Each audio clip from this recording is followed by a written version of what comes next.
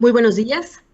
Bienvenidos al foro educativo virtual Cómo atender las realidades educativas, el modelo híbrido en el estado de Puebla. Este evento es presidido por el ciudadano Melitón Lozano Pérez, secretario de Educación del estado de Puebla. Buenos días. Saludamos también esta mañana a la ciudadana María del Coral Morales Espinosa, subsecretaria de Educación Obligatoria. Muy buenos días. Nos acompaña la ciudadana América Rosas Tapia, subsecretaria de Educación Superior. Buenos días. Saludamos esta mañana a la maestra de lengua de señas, Adriana Rendón González, que nos apoya el día de hoy en este foro, y damos la bienvenida también a todas las personas que el día de hoy están con nosotros en este importante foro.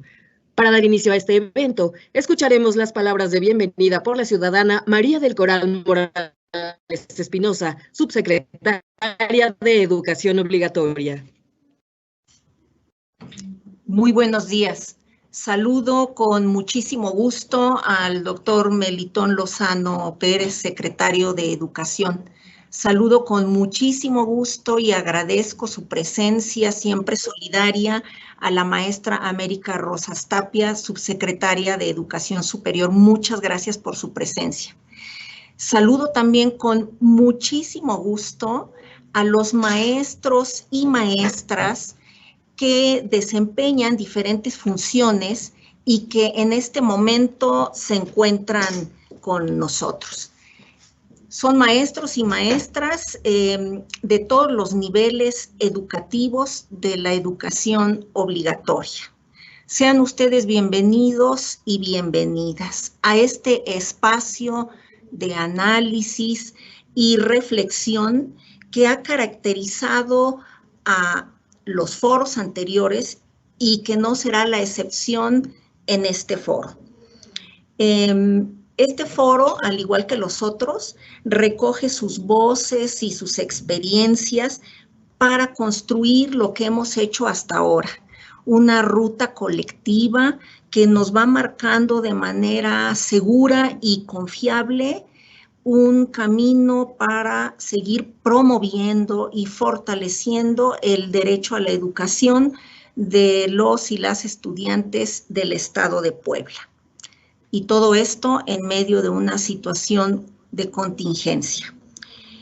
Con este foro culmina un ciclo escolar. Este ciclo escolar 2021 que ha sido no convencional, que ha sido un ciclo escolar extraordinario, pero extraordinario poniendo el énfasis en que finaliza con esto un ciclo escolar, un tiempo escolar determinado, pero que al mismo tiempo se convierte en un punto de partida. Con este foro arrancamos un nuevo modo, una nueva manera de detonar los procesos educativos durante el ciclo escolar que se avecina.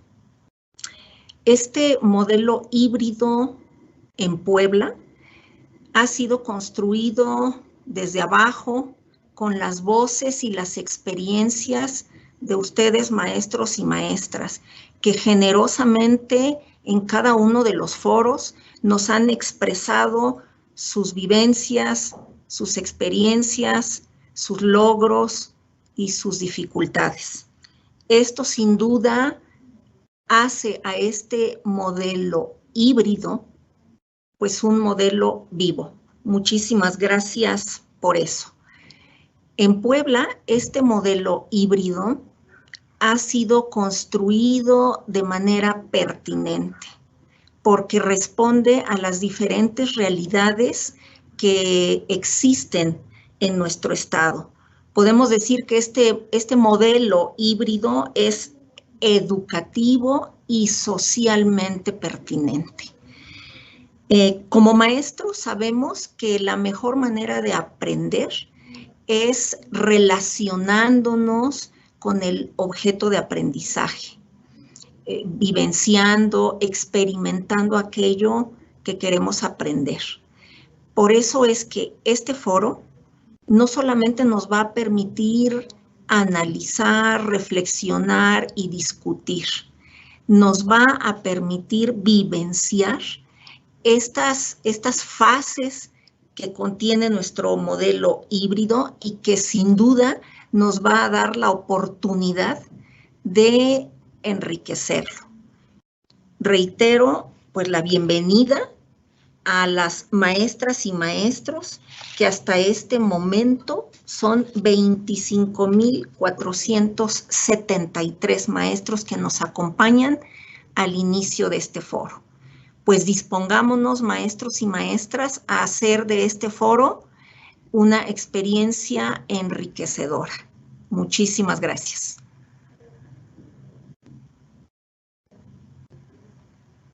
A continuación, escucharemos la presentación de la problemática de las realidades educativas en el Estado de Puebla por el ciudadano Melitón Lozano Pérez, secretario de Educación en el Estado.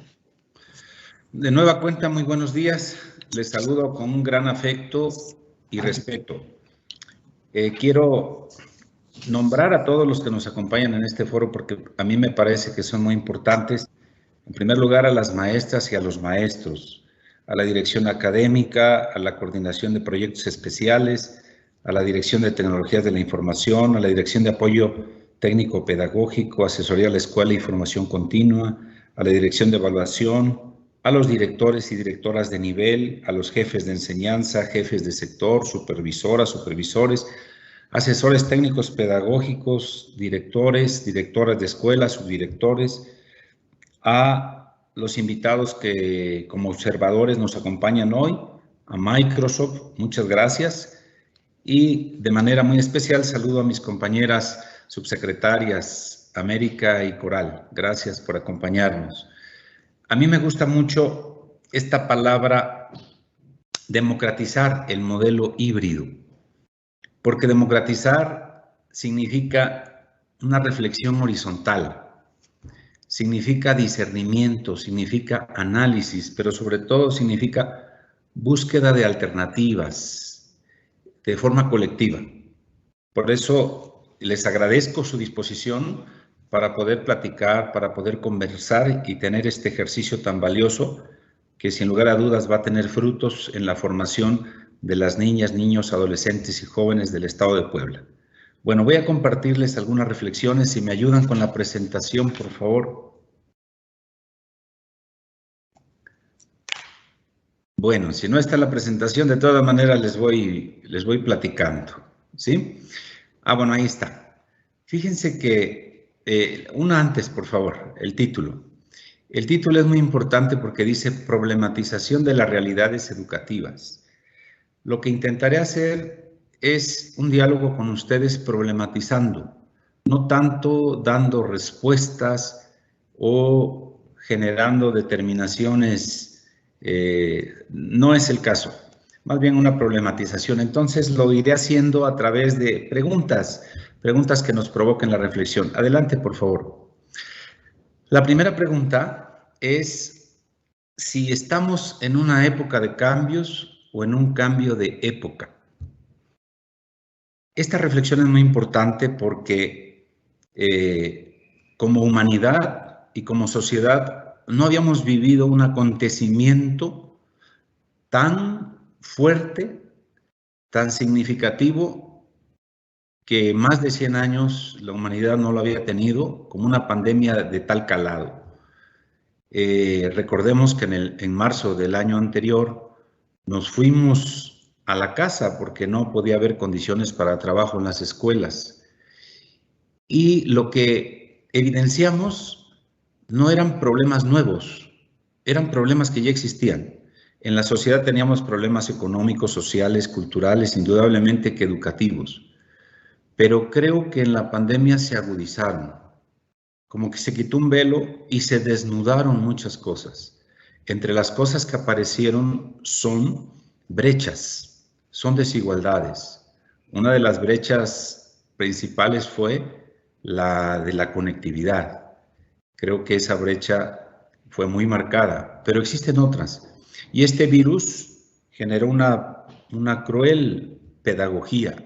Nos hizo aprender a través del dolor. En este sentido, podríamos decir que el virus provocó mayores daños en la población más vulnerable, en la gente más pobre, en la gente más desnutrida, en la que menos tenía servicios médicos, y desveló hospitales con poco equipamiento, un conjunto de problemáticas que hemos tenido que enfrentar. Por eso, esta pandemia podemos decir que desordenó los tiempos individuales y colectivos, trastocó toda nuestra convivencia. Es decir, hubo una herida fatal. Y al tratarse de una herida de época, su curación implicaría un cambio de época. Por eso yo diría que más que estar en una época de cambios, estamos en un cambio de época. Y si estamos en un cambio de época, creo que nos lleva a reflexionar sobre una nueva etapa civilizatoria. Esta pandemia que ha trastocado todo nos exige nuevos replanteamientos. ¿Cómo nos situamos en el mundo? ¿Cómo establecemos nuestras relaciones diarias de convivencia? Y esta pandemia ha sacado enseñanzas, como ya lo dije, una cruel pedagogía terribles, pero también ha sacado lo mejor, muchos actos de solidaridad. Y creo que eso es lo que tenemos que recobrar desde el aspecto educativo, todas las enseñanzas, todos los aprendizajes que hemos tenido en la pandemia. Adelante, por favor. Bueno, una siguiente pregunta que nos puede ayudar a reflexionar. Hay muchas personas que dicen, ya es necesario regresar. La pregunta es, ¿a qué? ¿Alguna vez nos fuimos? Creo que eso es clave reflexionarlo, porque hubo un cambio de espacio y de tiempo, podríamos decir, pero el acto educativo permaneció, el acto educativo continuó llevándose a cabo. Por eso es que de pronto pareciera que desdeñamos lo que sucedió en el aprendizaje dentro de las familias y creemos que no tuvo valor y que ahora que regresemos a lo presencial es lo que va a tener valor. Creo que necesitamos una perspectiva diferente. En primer lugar, tomar en cuenta que nunca nos fuimos. Y segunda, que ahora vale la pena recobrar todos estos aprendizajes que tuvieron lugar en la experiencia de la familia. Consideramos que la escuela entró a la familia y hay formas de aprendizaje en la familia, formas de vivir el conocimiento. Ahora estamos frente al reto si posibilitamos que la familia entre a la escuela. Es decir, establecer estos puentes entre el aprendizaje informal y el aprendizaje formal. Creo que ese es uno de los retos que tenemos. Adelante, por favor. Bueno, ¿a qué vuelven las y los aprendientes y los educadores? ¿A qué volvemos? Fíjense que si volvemos a realizar las cosas que podemos hacer a distancia, entonces la pregunta es, ¿qué caso tiene regresar? Si muchas de las actividades que se pueden realizar en casa son las que voy a ir a realizar en un salón de clases, ¿cuál sería el sentido? Entonces, creo que esta reflexión es sumamente importante porque retoma justamente lo valioso de los aprendizajes en la casa. Y la connotación del aprendizaje informal. Por ejemplo, ¿cómo aprende un alumno en la vida cotidiana? Bueno, aprende, en primer lugar, su aprendizaje es colaborativo. Recordemos cuando éramos niños, casi lo que aprendíamos era en equipo, con los amigos o con la familia. Por otro lado, aprendemos a partir de necesidades. Si yo necesito comunicarme con alguien que sabe italiano, pues aprendo con base en la necesidad. Otra acción de cómo aprendemos es que vamos usando muchos recursos culturales. Por ejemplo, ¿cuál fue el recurso cultural que utilizaron los alumnos en este confinamiento? Pues en primer lugar, como dispositivo es el celular y la computadora. Y por otro lado, también aprendemos con todo el cuerpo. Aprendemos moviéndonos, haciendo cosas, emocionándonos. Estas son las formas de aprendizaje cotidiano. La pregunta es, Ahora, ante la posibilidad de un regreso presencial, ¿será que otra vez habría que llegar a sentarse al aula sin moverse, sin hablar, estando quietos y solo mirando al profesor? Creo que es una reflexión muy importante. Adelante, por favor. Bueno, quiero también compartirles, los educadores regresamos como gasolineros o como sherpas. Les digo un poco por dónde va la orientación de esta pregunta. Fíjense que hay un autor que dice que los profesores, más bien que esta pandemia ha desnudado en este libro, fíjense, los comparto. Dice, la educación está desnuda, lo que deberíamos aprender de la escuela confinada. Que esta pandemia ha puesto al desnudo ciertas actitudes de nosotros los maestros. Unas muy buenas como sherpas y otras como gasolineros. La manera de entender la educación como gasolineros es que los profesores nos sentimos los que tenemos el conocimiento y además el conocimiento verdadero, y que los alumnos son tanques de gasolina vacíos a los cuales hay que llenarles constantemente el depósito. Esta visión, esta manera de entender la educación, diríamos que tiene una connotación eminentemente transmisiva. El docente un rol activo y el alumno un rol pasivo. Y esta palabra de sherpas, a mí en lo personal me gusta mucho porque en el Tíbet, en el Himalaya, hay unos guías. Estos guías son nativos, pero algo importante que se destaca es que estos guías no deciden el punto de partida, no deciden el camino, no deciden las motivaciones del viaje, sino que conocen el camino, pero están en un segundo plano. Quienes deciden el viaje y quienes toman las decisiones, pues son los escaladores. Por eso creo que el rol de sherpa o de jardinero, creo que es muy importante. Entonces, aquí viene un cuestionamiento. ¿Cómo regresamos ahora? ¿Regresamos como gasolineros o regresamos como sherpas? Adelante, por favor. ¿Los alumnos vuelven? Es la pregunta. ¿Como tanques de autos vacíos o como sujetos aprendientes? Creo que esto también nos tiene que motivar a replantearnos la educación que ya existía antes de la pandemia, en la pandemia, y ahora en esta nueva etapa que la pandemia sigue, pero que estamos ante una posibilidad de un regreso presencial. En este sentido, los alumnos, preguntarnos si verdaderamente son recipientes vacíos. ¿Será que el saber solamente lo reducimos a los conocimientos disciplinares y no lo estamos comprendiendo más ampliamente como el resultado de las interacciones? Concebir que los seres humanos somos seres en relación consigo mismos, en relación con los demás, en relación con el planeta, en relación con los ecosistemas, con el cosmos. Y entonces, como resultado de esta interacción, va habiendo un cúmulo de aprendizajes y de saberes impresionantes. Por lo tanto, creo que habría que replantearse si son recipientes vacíos o sujetos aprendientes. Un sujeto aprendiente está en el documento, ¿verdad? Pero yo quiero decirles que se concibe como alguien en un proceso activo de estar aprendiendo, que lleva a cabo experiencias de aprendizaje.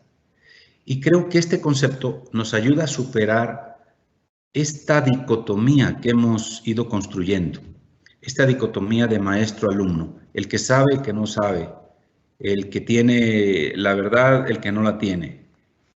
Paulo Freire nos decía superar la contradicción existente, y al final a lo que se refería es a una relación vertical.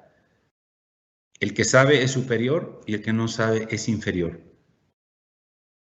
Y nos llama este concepto de aprendientes a que la vida es sinónimo de estar aprendiendo, y por lo tanto lo deseable es una relación horizontal, donde los sujetos en un proceso aprendemos juntos. Adelante, por favor.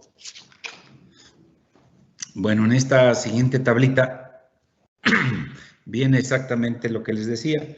Los educadores, cómo vamos a regresar, como gasolineros, como escultor, como relojero, ¿verdad? O como sherpa o jardinero. Otro autor dice, vamos a regresar como una autoridad, como un artesano que pule al alumno, pero bajo mi propia visión, o como un colega, como un tutor, un asesor, o como un proveedor, un modelo, un entrenador. Creo que esas son experiencias para la reflexión. Adelante, por favor.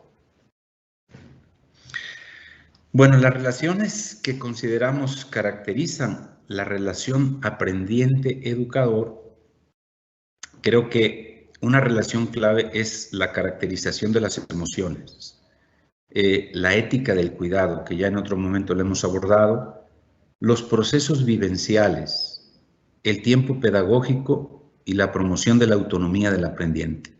Quiero detenerme en, hemos hablado ya mucho de las emociones, solamente diría yo que no hay educación sin emoción y que las emociones se pueden caracterizar, fíjense, las emociones se pueden caracterizar en la relación. Cada emoción denota un modo de estar.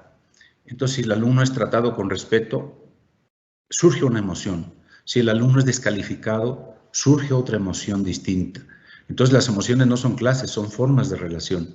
La ética del cuidado tiene que ver con el hecho de proteger al otro, de cuidar al otro por solidaridad. Pero además la ética del cuidado nos abre un panorama mucho más amplio de considerar que el planeta, que la Tierra, es alguien también con derechos y que hoy más que nunca la pandemia nos ha enseñado que la naturaleza no nos pertenece, sino que nosotros pertenecemos a la naturaleza. Una relación más de cariño, más horizontal con la naturaleza y no tanto en una visión capitalista, colonialista y patriarcal, con la misma naturaleza que genera un modo de relación en todos los ámbitos de la vida. Y el tiempo pedagógico lo contraponemos al tiempo cronológico. El tiempo cronológico es poner más atención solamente en lo programado, en los horarios que se tienen que cumplir, las actividades a realizar. Pero el tiempo pedagógico está más orientado a esa parte tan importante del tiempo vivencial, de esa parte donde algo importante sucede y que cobra sentido, donde es el momento adecuado u oportuno, donde el profesor sabe en qué momento oportuno puede tocarle el hombro a un alumno y con eso generar una emoción diferente. En pocas palabras, el tiempo pedagógico tiene que ver con la alegría de aprender, porque el alumno se siente respetado, aceptado incondicionalmente y en un nicho ecológico propicio para el aprendizaje. Adelante, por favor. Bueno, otra pregunta. ¿Por qué necesitamos un modelo híbrido, un modelo educativo híbrido? Quiero decirles que la palabra híbrido proviene de la biología. Y en la biología, pues propiamente lo que denota es la combinación de genes, la combinación de especies. Entonces se entremezclan. En una reunión que tuvimos, pregunté que de dónde se originaba una mula y me dijeron que de la cruza entre una yegua y un burro. Y por eso hago esta pregunta. ¿Por qué la mula no puede volver a ser yegua o burro? No puede porque los genes o las especies a la que pertenecen ya están imbricados. Han generado una urdimbre indisoluble. Esto es lo que caracteriza al modelo híbrido. El modelo híbrido lo que hace es combinar, mezclar tres grandes dimensiones o modalidades. La modalidad presencial, la modalidad a distancia y la modalidad del trabajo autónomo. Esos tres componentes no pueden disolverse, existe un continuo. Por eso tenemos que darle su justa dimensión, tenemos que saber qué es lo que hace que la presencialidad sea la presencialidad y no otra cosa, y que también caigamos en cuenta que la presencialidad tiene un conjunto de recursos, el modelo a distancia tiene un conjunto de recursos y el proceso autónomo tiene un conjunto de recursos. Por eso hacen un continuo metodológico. Por eso es que no se puede solamente, diríamos, desconocerlos, no caracterizarlos, o la otra, disolverlos, porque son indisolubles. Por eso esta pregunta. Adelante, por favor. Bueno, esta pregunta también es para la reflexión. ¿Para qué regresar a la presencialidad si las actividades se pueden realizar a distancia? ¿Cuál es el aporte esencial de la presencialidad? Creo que vale la pena que reflexionemos esto ahora que estemos reunidos por escuelas, porque se trata de recobrar el aprendizaje que hemos tenido durante todo este tiempo, que ha sido a distancia, mediado por la tecnología o no mediado por la tecnología, pero ¿para qué regresar a la presencialidad si las mismas actividades se pueden realizar? Entonces considero que, sin agotar la discusión, uno de los aportes esenciales de la presencialidad tiene que ver con lo que nos dice Leonardo Boff. Solamente nos hacemos humanos a través del otro y con el otro. Esta parte fundamental en nuestra formación es clave porque tiene que ver con la socialización, con la interacción, con favorecer valores fundamentales como la solidaridad y que nos lleva también a un replanteamiento de cómo concebimos al otro. ¿Quién es el otro? ¿El otro es alguien inferior? ¿Es un recipiente vacío? ¿O el otro es un sujeto igual que yo? ¿Es un nombre propio? ¿Es un ser singular que no necesita que yo le reconozca su legitimidad porque la tiene por el hecho de ser un ser humano? Creo que eso vale la pena y que la presencialidad genera ese vínculo más cercano de humanidad y de empatía que creo que nos hace mucha falta. Adelante, por favor. Bueno, este esquemita que les voy a compartir exactamente hace referencia a estos tres componentes del modelo educativo híbrido: lo presencial, a distancia y lo autónomo. Cada uno tiene su aporte, cada uno en un continuo. Uno prepara el terreno para el otro recoge el aporte del componente anterior y entonces están entrelazados. Aquí hay un ejemplo muy sencillo, pero ¿qué haría? Vamos a suponer que a un grupo de alumnos se les coloca frente al reto de elaborar el plan de salud de la escuela. ¿Qué harían los alumnos a distancia?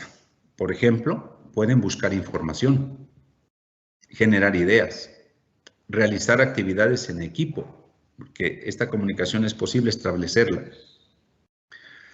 ¿Pero qué harían en lo presencial?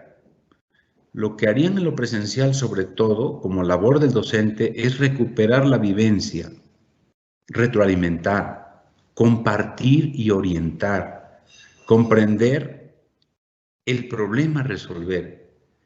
Porque si los llevamos al aula para buscar información, generar ideas, pues eso lo pueden hacer desde su casa.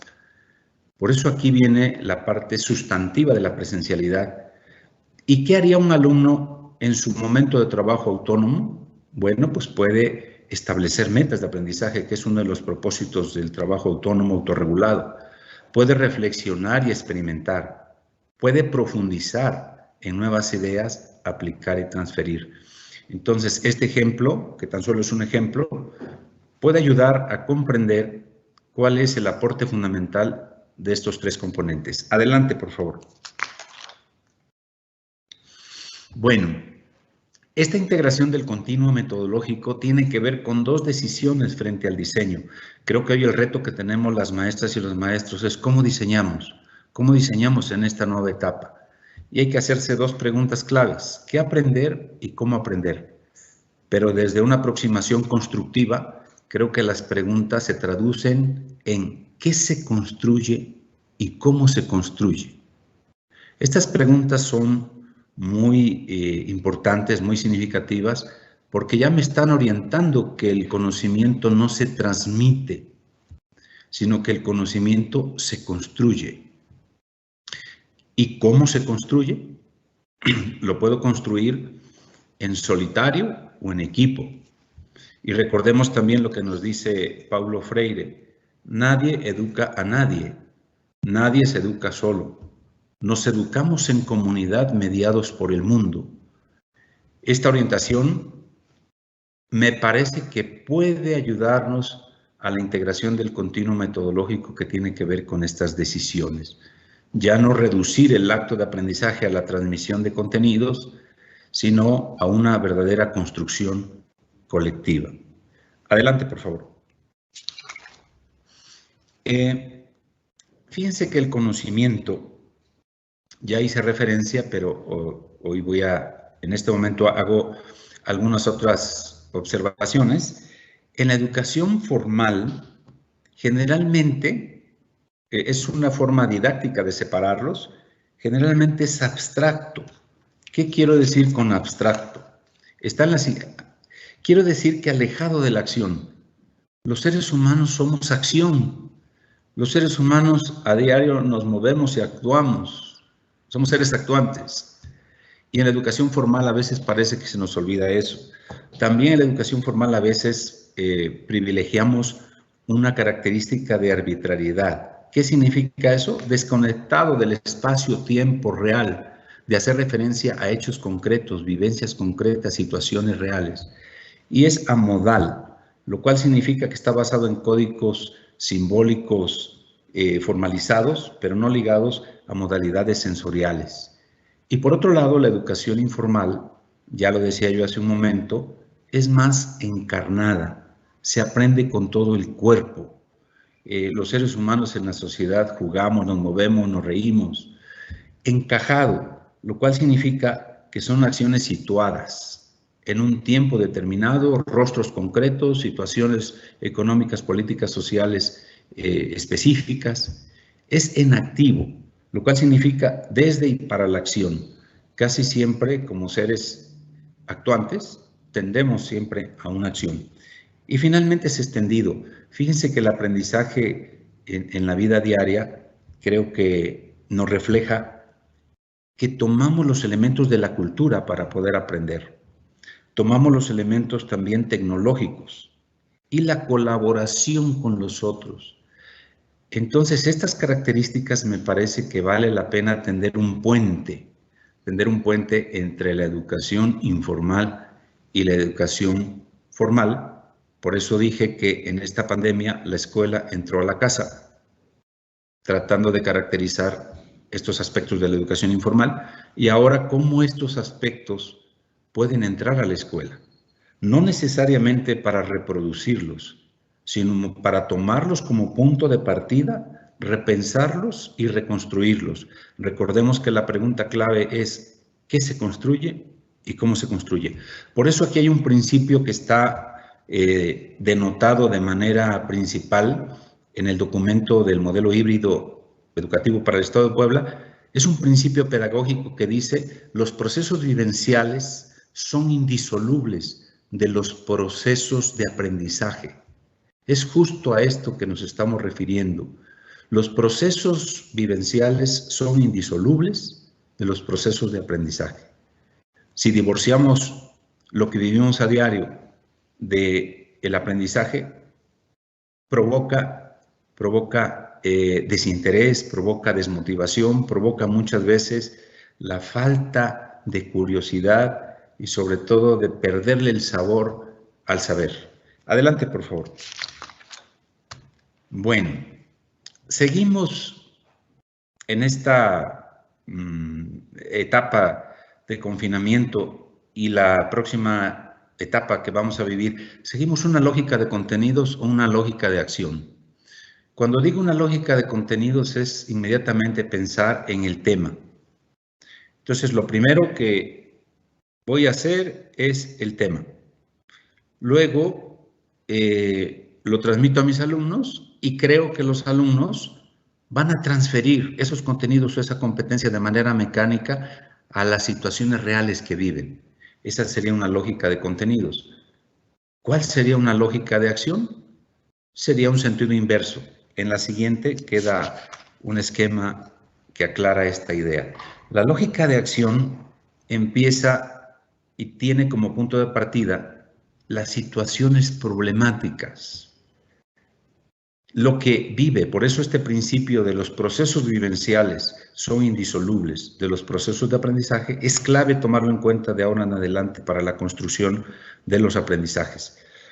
El punto de partida son las situaciones problema. Después de retomarlas, como ya decía, no es para reproducirlas, es para repensarlas y para construirlas. Hacemos un análisis de estos problemas, pero desde la vivencia, desde las emociones, desde la cultura. Y este análisis de problema nos va a llevar a movilizar los saberes, los recursos, el saber hacer, el saber conocer, el saber ser, el saber convivir. Y esto ya se liga con el conocimiento disciplinar de cualquier materia o establecida como competencia.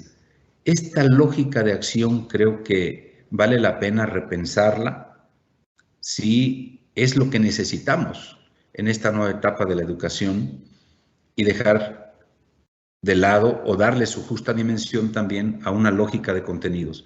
No estoy diciendo que los contenidos no sean necesarios. Claro que son fundamentales, indispensables, pero en un momento del proceso educativo y no como punto de partida. Adelante, por favor. Bueno, los ambientes de aprendizaje híbridos exigen de alguna manera la transformación de las concepciones del educador. Creo que es un buen momento para replantear cuál es el rol que nos toca jugar, como gasolineros o como sherpas. Transitar de entornos dicotómicos de aprendizaje a ambientes integrados, continuos, flexibles, habilitantes.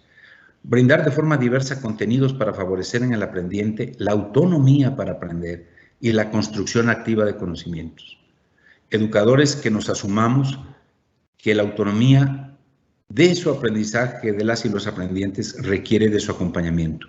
La palabra acompañamiento creo que es de orden superior a ser solo un guía, porque es involucrarse con el otro para poder orientarlo, para poder estar cercano justo cuando más lo necesita, cuando vive las crisis, cuando vive situaciones de dolor. Creo que el acompañamiento es clave. Adelante, por favor. Bueno. ¿Cuál es el fin de la educación? ¿Será que hemos extraviado el rumbo durante el confinamiento? Porque eso puede pasar. El rumbo constantemente lo extraviamos. La UNESCO en el informe Faure de 1972 y en el informe de Lors en 1996, La educación encierra un tesoro, señala esto precisamente, cómo extraviamos el rumbo.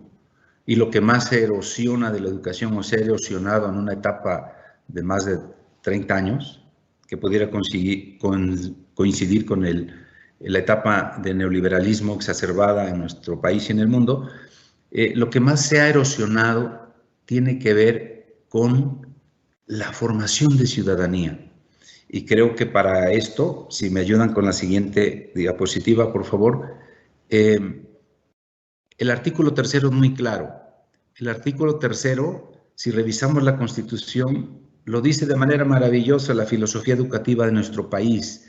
Dice formar, dice desarrollar armónicamente todas las facultades del ser humano. No solo dice las cognitivas.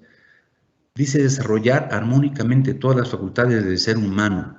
Favorecer, fomentar el respeto a los derechos humanos propios y de los otros, fomentar la solidaridad entre los pueblos, la solidaridad internacional.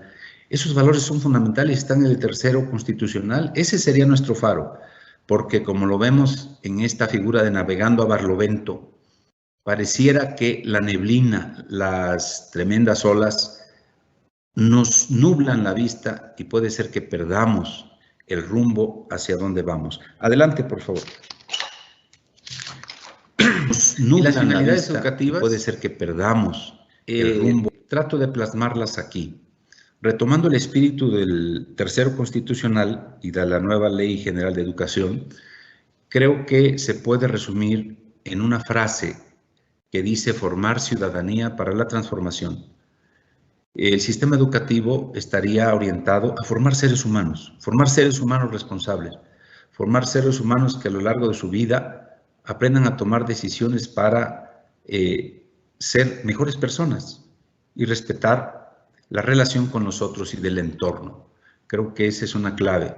Por otro lado, tenemos un perfil de desempeño social, el perfil de egreso, ahí está colocado, y que la nueva escuela mexicana nos los delinea muy bien. La nueva escuela mexicana es un faro que retoma el artículo 3º y que nos dice cuál sería este perfil. No podemos perderlo de vista. Asimismo, creo que es necesario tomar en cuenta, y ahora esta conciencia planetaria justamente que surge al haber vivido una experiencia tan difícil de la pandemia, nos lleva a relacionarlos con los objetivos del desarrollo sostenible, con la Agenda 2030, que son 17 objetivos y que entonces podríamos traducir que es necesario movilizar los aprendizajes para impulsar transformaciones y acciones a nivel personal, a nivel local y a nivel global.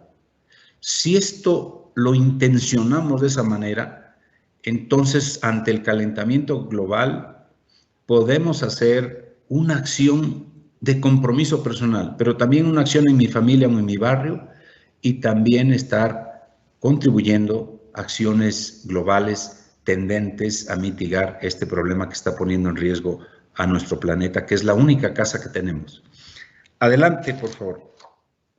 Este proceso de formación, aquí está, fíjense, la nueva escuela mexicana lo dice de esta forma: desarrollar plenamente todas las dimensiones del ser humano implica desarrollar lo cognitivo, sí, pero también lo físico, lo emocional, lo cívico, lo moral y lo estético. Rápidamente digo un ejemplo que constantemente repito, de que Hitler tenía muy bien desarrollado lo cognitivo, inclusive lo físico, porque no estaba gordito, hacía suficiente ejercicio, y también lo estético, le gustaba Mozart, Beethoven y grandes pintores. Sin embargo, creo que no tenía bien desarrollado lo emocional, lo cívico, lo moral, porque justo su actuación era de desprecio por la raza humana, era de sentir una actitud superior frente a los otros solamente por sus genes o por sus características de las personas. Entonces me parece que este es un rasgo importante de que hemos descuidado en la formación integral de nuestros alumnos en los diferentes ámbitos: comunitario, familiar, social, personal, escolar. Adelante, por favor.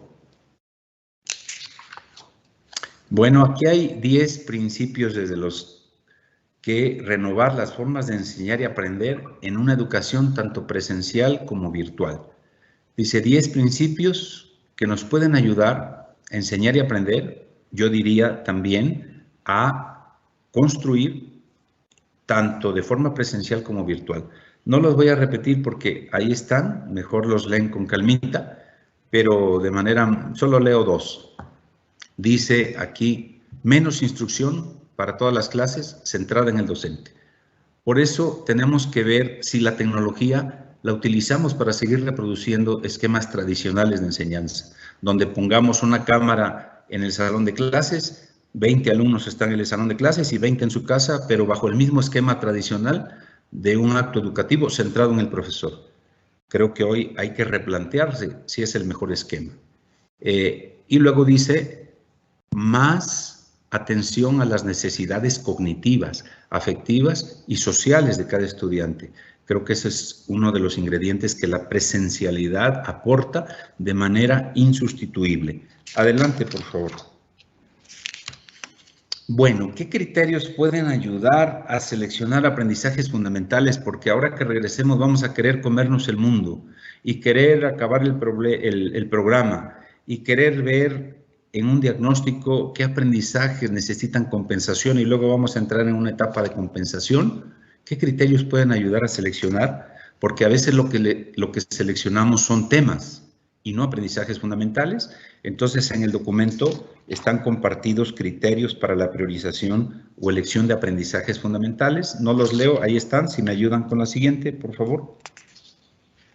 Y también les comparto la siguiente, por favor.